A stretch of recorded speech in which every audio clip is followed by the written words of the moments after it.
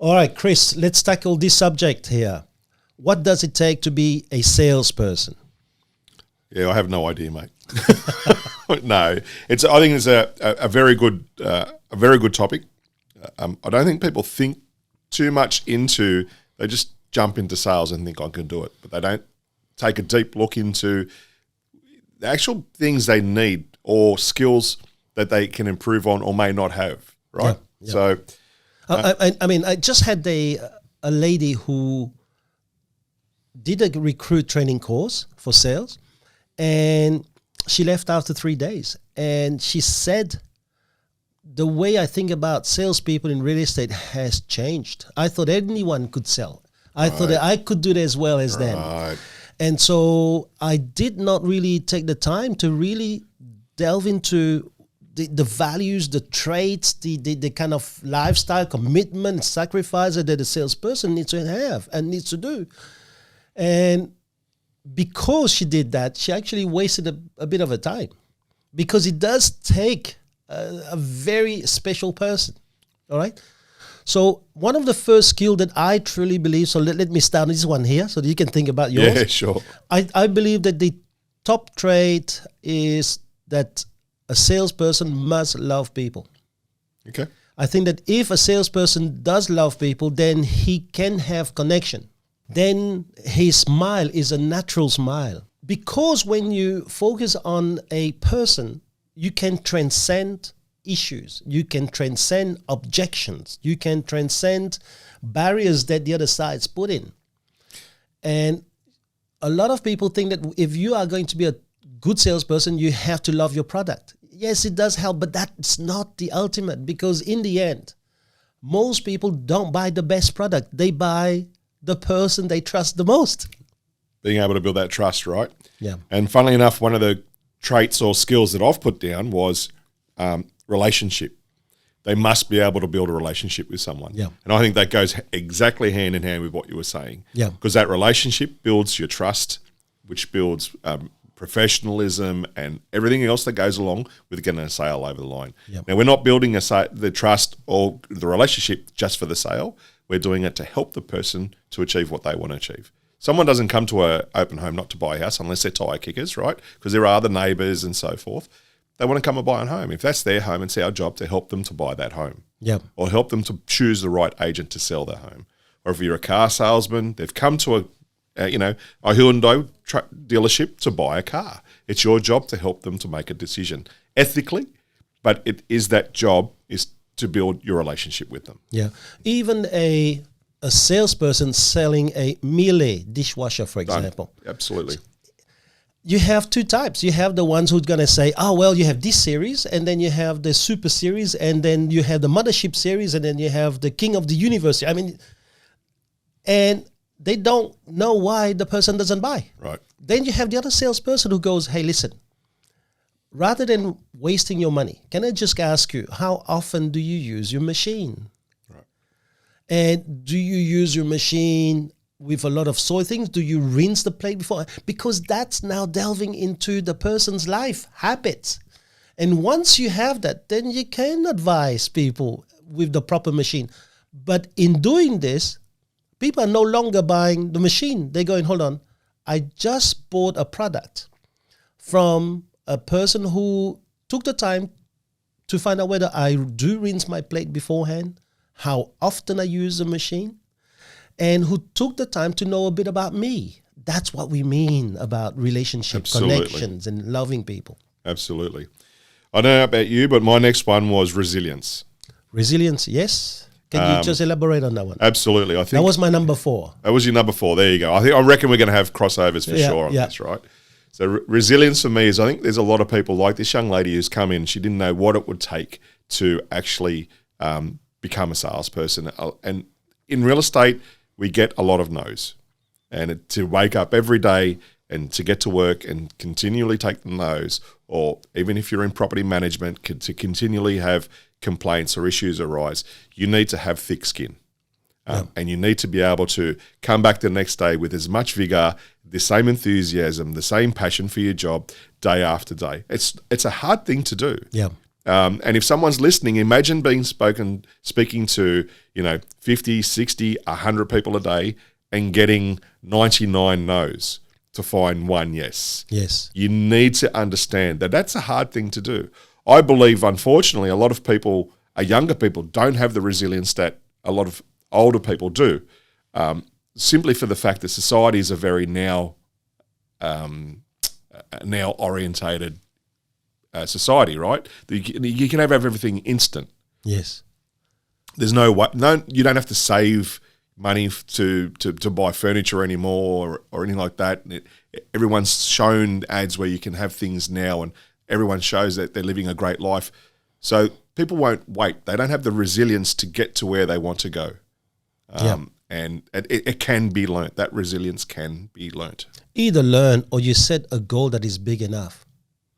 My brother had leukemia many years ago. I had to fly back to Belgium and give him the marrow. But I quit medicine because I couldn't stand blood, no syringes. Right?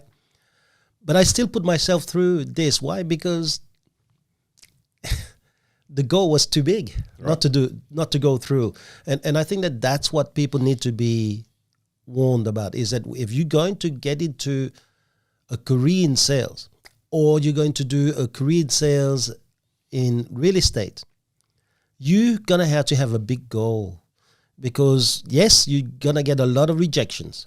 Yes, you're going to have people that you have door knocked or phone contact, or you've been calling for the last 3 years, and they promise you they're going to list with you. And they will list with somebody else. Yep, it happens. So you're going to have this. And you have to learn to rebound. So to feel bad, it's fine. But resilience is to feel bad, keep it short, rebound quick. Yeah, there you go. And I think that in some ways we have to embrace failure if we want to get into real estate, and understand failure is not our identity. It's an event. Well, Ayrton Senna, the late driver, has got a star in the constellation, and it bears his name, Senna. And the guy only won 25% of his races. Well, there you go. But he made a difference, right? Yeah. All right. I had number 2, that you have to have communication. I truly believe I truly believe that people need to master language. And the mastery of language or communication, they think it's about how to say certain things, but that's not true. It's how to listen, how to qualify what to listen to. And the mastery of language begins with self. If you can't communicate with yourself first, when you fail, we just spoke about resilience. When you fail, do you say, well, that was an outcome that I now learned and will never do again? Or do you say to yourself, oh man, how stupid that was. I am stupid. I can't do this. That's 3 lines already that your software is now going to replay. That's very interesting, because I never thought about the internal dialogue of communication, which is very poignant. But that is very true what you say. That internal dialogue is communicating with yourself, and you have to be very aware of that. Yes. Extremely aware of that. And fortunately, I had good guidance, and I was terrible at that. My internal dialogue used to be shocking, and that's improved. And I know that's improved for those around me. And I think communication's not only with internally helping yourself, but by helping yourself improve that communication, you're automatically helping those around you as well. That's correct. At the same time. Yes. Because those who really understand communication, they will know that the result of what you get is totally depending on the level of your communication.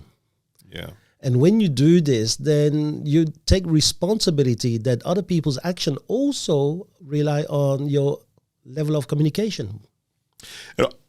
And I think people take it for granted, as I think you touched on a minute ago, was about communication is more than just words. Yeah. It's also about your body language. Yes. It's also about the way you sit, your intonation, how you dress when you walk up to an interview. It's everything. Communicating. You're communicating almost all the time. You're communicating the way you drive. You're communicating with other drivers. So you're not actually. It's not the spoken word. It's a lot of your actions, and maybe spoken word's very small part of it. Nice. So you have to understand that everything you do is you're communicating to other people, and you have to be aware of that. And it depends if you want to communicate badly, that's fine. But if you want to improve your communication, just to be aware of that. And this is why, for a lot of salespeople, they think that communication is about knowing your lines, but that's not true, because communication is about watching the other side and maybe see more in the message than the words they use. So as a great communicator, you have to open all your senses. I, for example, know that if Mom said Thomas, I knew the meaning of each of those same words. And which door you should be walking through, right? So.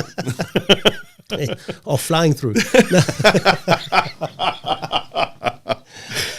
So I believe that in that respect, qualifying is a huge asset for a great communicator. Yeah.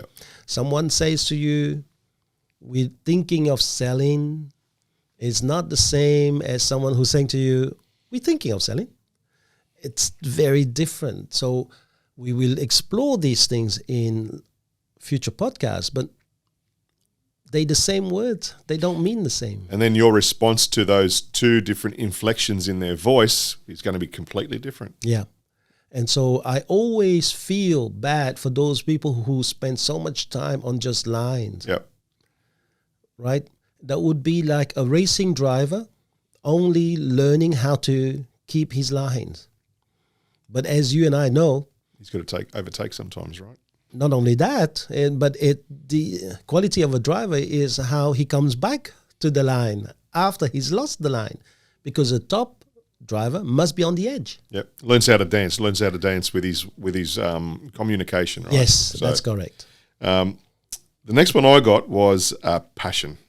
Well, that's good. It's my number 3 too. At least we agree on this one. Yeah, and I didn't see your list. So just honestly, being very frank with everyone, I just wrote this list really briefly just now. Yep. And I reckon the last two are probably the same as well. So passion, I think, is very important. I think sales in general, and when I go back to sales, passion comes in.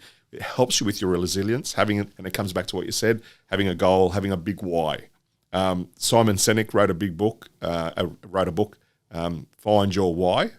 I think it's a great book for someone who's looking in sales, because that passion that you will have will drive you up out of bed every morning, will get you to do your calls, will get you to serve your customers as you need to, and will surround yourself with a vibe that attracts others, because you'll have a positive vibe, and that energy, it's contagious, and it'll be contagious to those around you as well. Your customers, your other staff members, your employers, your employees. I think that's a very important thing. Yes, I think the energy part of passion is very important, because you can have someone who just talk to you like this and he says, well, I'm going to really look after you, and the experience and the journey is going to be fantastic. Right. and mate, it's not that easy. There's people who are on constant Valium. Yeah. And you wonder why. We know some of them.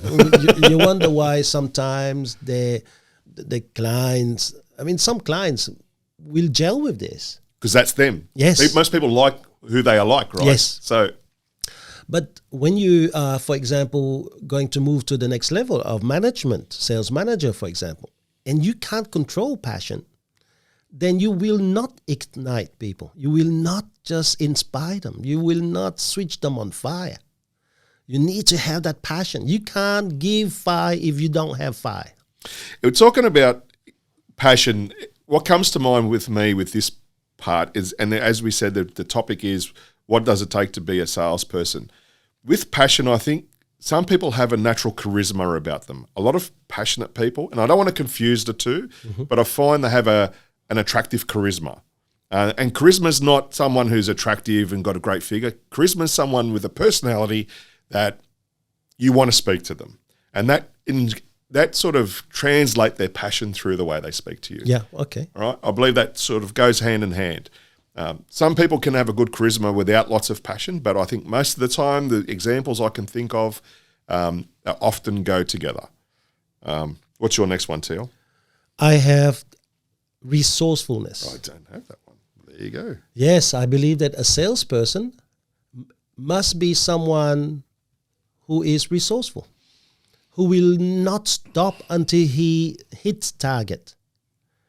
Because we work in an industry where the only gauge we have is our results.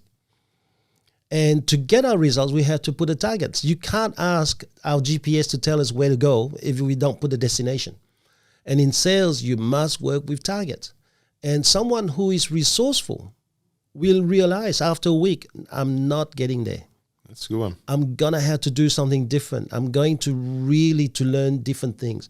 And one of the lines that I really have learned to embrace lately was a friend of mine said to me, do you know what, Thomas? I realize there is no option A, no option B, or option C in life. There's option A, and there's 200,000 ways of getting option A. So if I don't get it the first way, I'll go the second way. And I thought, wow, what an eye-opener. That's true. You don't have to go for option B. Stick with option A, but be resourceful enough so that you actually try every way to get option A. I like that. I like that. I do. I like that. Big revelation for me. It was just a normal conversation with a mate, and then when he came out with this, I went, wow. Then sometimes, this is the beauty about podcasts or even discussion like these. Sometimes we do 20 minutes, nothing happened, and then suddenly something comes out and becomes your teacher, And it can be that one line, but it changed your entire life. You can learn from everywhere. Yeah. And anything, anyone. And one line, sometimes just one line. All right, that's good. I like that resourcefulness because I've got something I want to bring up a bit later, which brings back into that. My next one was commitment.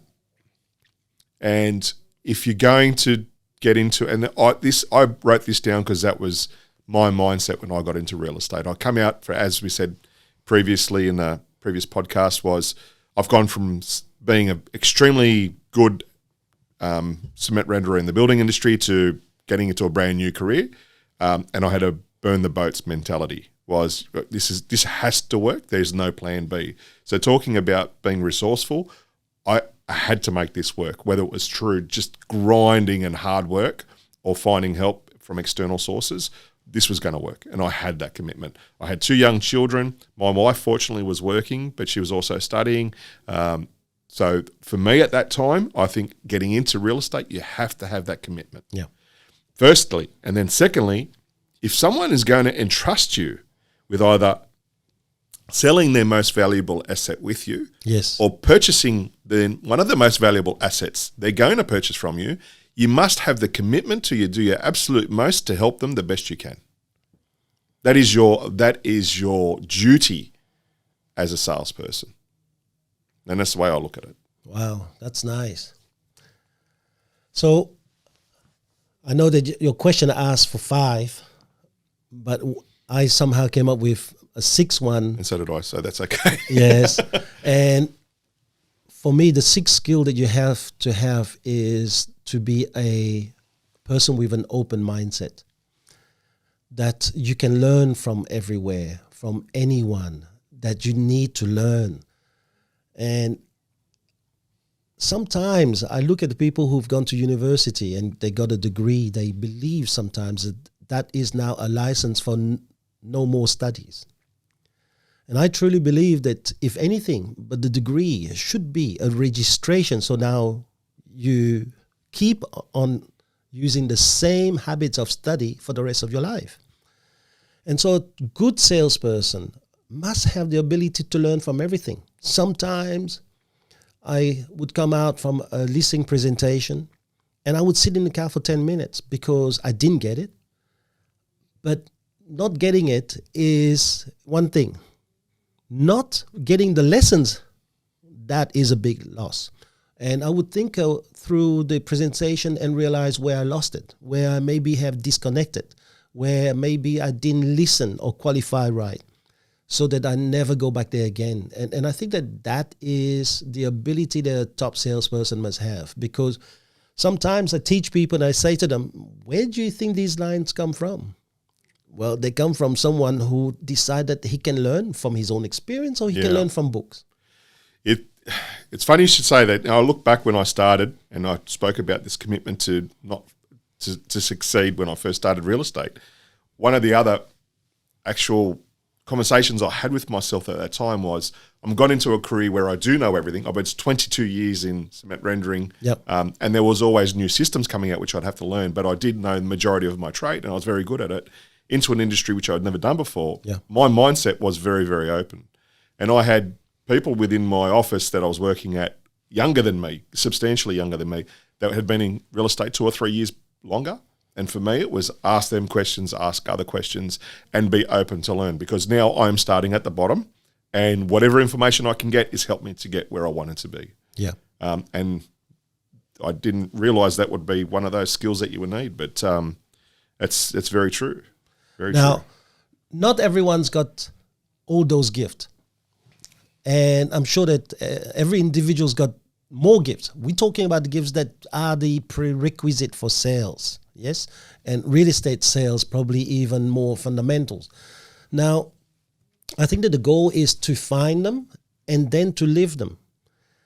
I didn't have the goal, the ability to be that resilient, but then I had to cultivate it.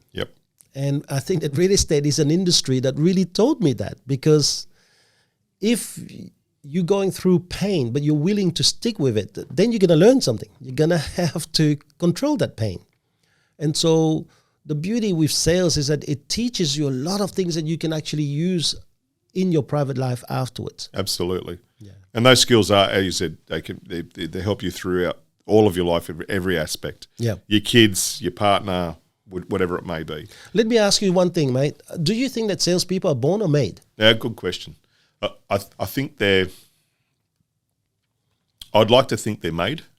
Right. I think we are, unless anatomically we are unable to do something, like Shaquille O'Neal will never be a jockey, right?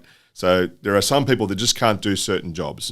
But I think we can be trained within our life to be a certain way from our environment. So I think our environment plays one of the major roles in who we become as a person. So I don't think everyone is naturally born that way. I have seen, for example, I've taken note of in the past few years, like especially school captains. Okay, what makes these young people leaders within their social group? And then you look at their parents, and you look at their parents' charismas and how they talk and how they represent themselves. And often they are to a standard of where these young school leaders are. And you think, okay, these kids have learnt those traits throughout their lives. That brings them to a point where they're able to connect with others and become a leader within their own demographic. So I think salespeople are created. They're not naturally born. To say that there is no natural born salespeople would be, I think, silly of me. But I do think the majority of salespeople are created. I probably agree with you that the majority of salespeople can learn. And even if you just learn a little bit, you can make a very comfortable living. However, in my 35 years of sales now, I truly believe that when you watch a natural born salesperson, it's like watching Mozart with music. They do certain things, they can't tell you why and how they do it, they just do it, and you just watch someone practice the skill of selling. And that's why I love having conversation with people, because you can see the salesman and you can see the people who are just conversing. You can see the people who are making a point and they're trapping you 3-4 minutes before we're getting to that point. And it's a beautiful skill. However, in my years, I also have noticed a lot of gifted people not making it in sales because they didn't have the other discipline. They didn't have commitment. They didn't have the courage to stick with things until they see it happen. They didn't have time management. They didn't have discipline. So I think that there are a complement of skills that are still required, even if you're born to sell people with ideas, even if you're a natural born speaker, salesperson, communicator, you still have to have all the other gifts. And I think that that's the reason why sometimes gifted people are being outshone by people who learned to become good salespeople. What's the old saying? When skill beats talent when talent fails to work hard. Now, hard work builds talent when talent fails to work hard, right? So, yeah. Okay. The other thing I wanted to ask you, Thomas, was, and often we see in offices, there'll be a bit of a disparity between the top performing salespeople and just the performing salespeople. And when I'm saying top to performing, I'm saying, someone who's taking home a good wage, occasional bonuses, but keeps his job because he's still bringing money into the business, but there's someone maybe making double what he's making, bringing into the business. What's stopping that? Because they're both in the same office. They've both had the same training, generally speaking. They obviously have had different upbringings. Yeah. What do you see as, because you've seen a lot more of this than I have, what do you see as the, I don't know if it's the stop or the block, stopping that person going from that average salesperson or that just performing salesperson to a great performing salesperson? What is that block? Well, there's a few. One is personality is built different. So there is an element that is not changeable in every single individual that makes them prone for certain things at birth. Yes, that's one. The other thing is the self. As I spoke in my book, Not Good Enough. The way that we are raised, our education actually shaped us for most of our lives. And it takes very, very special individuals to transcend their education and fix themselves. So if you have a guy whose entire life has been compared to his older brother, and he has now grown to resign himself to being second in charge or the passenger of his life, you can put him in front of someone with great training, with great management. He will see himself as a passenger. And so our lifestyle, our education does shape a lot of that. And it takes a very good manager or leader to really realize it and unblock they're not good enough. Then unleash them. Okay, so in saying that, I'll try and break it down into the sales, okay? So, and I'm just going to use round figures. Let's say the performing salesperson's bringing into the office, I'm going to say $250,000 a year in commission, and one of them is bringing in $500,000 a year in commission. Yep. Does the person that's bringing in $250,000 have some sort of unspoken rule in his head saying, that's all I can earn? Yes, but that's not good enough. And then it transpires into the hard work, the work ethics, the discipline, all of these things, the time management. You only take these things seriously when you see that. This is why in Formula One, for example, you see racing drivers who race after race, they nothing. And then one day they win one race. And from then on, you see a monster. Yes, right. And they, because their belief system now has smashed that barrier that they worked hard for, and now they go, no, I can beat these guys. Yes, I've done it once, and this is the magic that you see in those winners who hit that first thing, win it, and are unstoppable. So that's where I was coming to. So we've got these two salesperson, one's at 250, one's at 500. Yep. The mindset would be the same, just the price is different. Yeah, no, it's a self.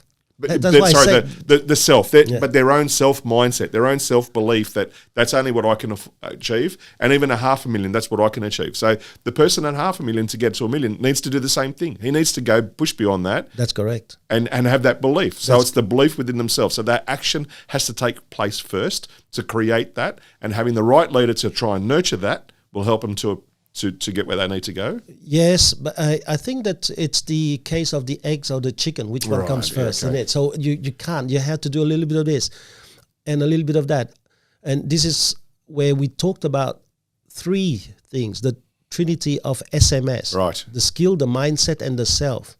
If you only focus all your life on skill, but you don't work on mindset or on yourself, two things happen. you'll still be unhappy even if you reach a top. You'll find another way to go to another top to seek that happiness, or you will sabotage yourself. That's how it works. If you are someone who's got amazing skill, but you're totally bankrupt in the mindset, you'll never be happy. If you are someone who's got top mindset, you're always happy, but you don't focus on skill, you'll never make that kind of money. Yes, you still will be content with what you have, but you'll never reach that $500,000 a quarter, $500,000 a year. And I think that this is why any salesperson who wants to reach the ultimate in sales, they must constantly study and improve their skill at the same time as mindset and self. And with that thought process, though, that advice that you've just given there can help anyone in any part of their career, even with their life. So many years ago, and I don't know where I heard it, everyone has this built-in concept of what they weigh, their personal, what they weigh. And let's say it's 95 kilos. Yep. And later in life, and you're always around that 95 kilos, and you go up a little bit and come back down. After a little while, that creeps to 100. That changes, but it goes up to 100. Now you've got that mindset. When you're losing weight, one of the things is they tell you is your mindset needs to be at the goal that you're aiming for. Yep. Because then you're starting to change that process and being aware of your thoughts of yourself before it happens, right? Yep. So a very similar concept. So I think that concept of being aware and training yourself to think the right way and then act the right way, I think that can help in everyone's life in every aspect, right? But have a look at how I play with the SMS. So skill, mindset, or self. If you're fat and I just showed you on television what's going to happen to your arteries, or you're now being taken to hospital because you just had a heart attack and they told you, listen, you need to lose 10 kilos. I tell you, mate, you lose the 10 kilos very quickly if you want to hang around. Yeah, right. So something can come and jolt the crap out of your mindset and you go, that's it, I'm changing. So until you spend a great deal of energy and make it a habit to constantly look at SMS, you are going to wait for life to make things happen. And I believe in being the driver of your own life. You look after those three things and you drive your car the way you want it. Okay. I got one last question. One last question, mate. Yep. Those in sales, is it more important you're in an office or in a factory selling, whatever he's selling at a business, is it more an environmental thing that you've got to look at? So your surroundings, the people you're with, your leaders, or is it more an internal thing that you have to be focusing on? Whoa, this is a question for a podcast. Man. Okay, all right. Well, maybe. But to answer it very quickly, everything's always internal. Okay, good. Because one of the things you said before, and I said I'll tie it into one of my questions was, and something I hadn't thought of is you brought up one of the skills must be resourcefulness. And I thought that tees straight back into internal, because if you're not getting it from where you are, there's always help out there. We are in a society, in a time in the world where information is at your fingertips. You can find everything you need in an instant, right? Yes, but even though it's internal, you're also shaped by what's external. This is why it takes more than 30 minutes, and it will take another podcast. I still remember a month into real estate, I almost walked away from that. Right. Because one of the salespeople did something pretty bad. Right. And me having the ego I had then, it was, that's it. I don't want to work for a company that is like this. Right. And that condone this kind of behavior. And I walked. And if it wasn't for my wife saying to me, have a look. See, that's a newborn. You see, that's an 18-month. We need nappies and formula. Get your ass back to work. That's right. And so if you're in a bad environment, you're going to be shaped. But ultimately, if you're strong enough, you can shape the bad environment. Anyway, but we'll leave it to that. Yeah, right, okay. That's you're good. You're right. That is a good topic. Yeah, absolutely. Right. Amazing. Well, mate, this is great. Thank you very much for sharing, Thank Chris. you, mate. I've got a lot out of that podcast. Thank you. Some notes for myself. Cheers, mate.